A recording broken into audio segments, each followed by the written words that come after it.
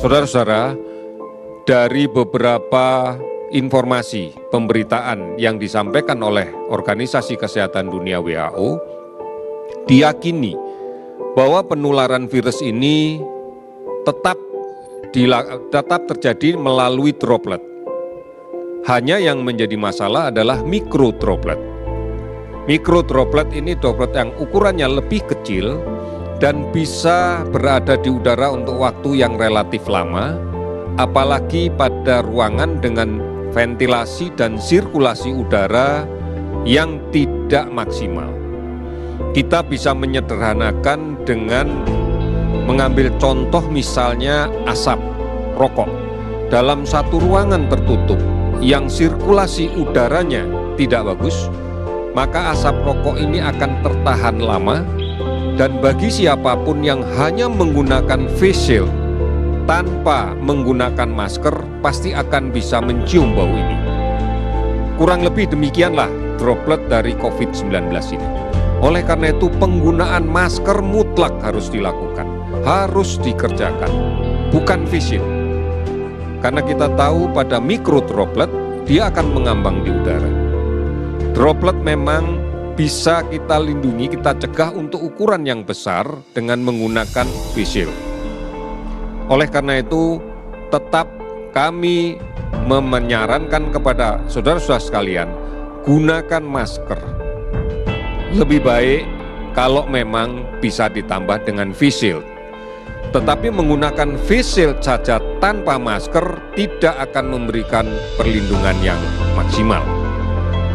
Kemudian yang kedua, perhatikan betul ruang kerja di mana kita mulai aktif.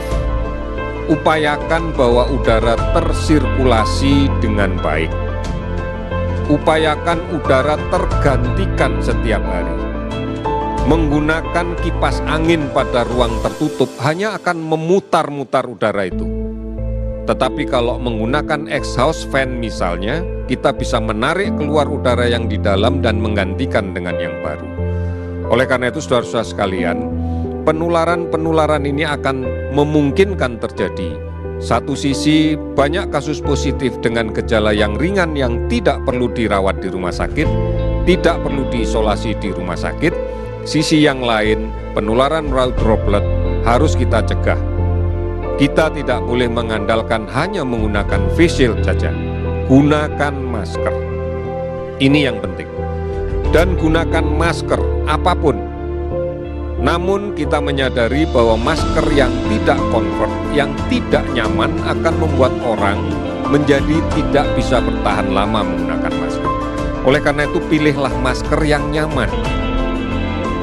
Masker yang masih memberikan ruang di antara masker dengan lubang hidung, ada ruang sehingga kita bisa bernafas dengan baik.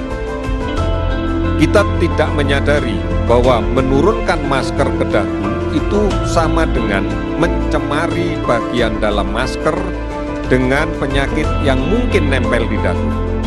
Sehingga kalau kemudian kita naikkan lagi ke atas, itu tidak memberikan makna yang baik untuk kita. Oleh karena itu, kalau memang terpaksa harus melepas masker, lepas. Jangan disangkutkan di dagu. Karena droplet kita atau kuman penyakit yang ada di luar yang mungkin nempel di dagu akan pindah ke bagian dalam dari masker kita.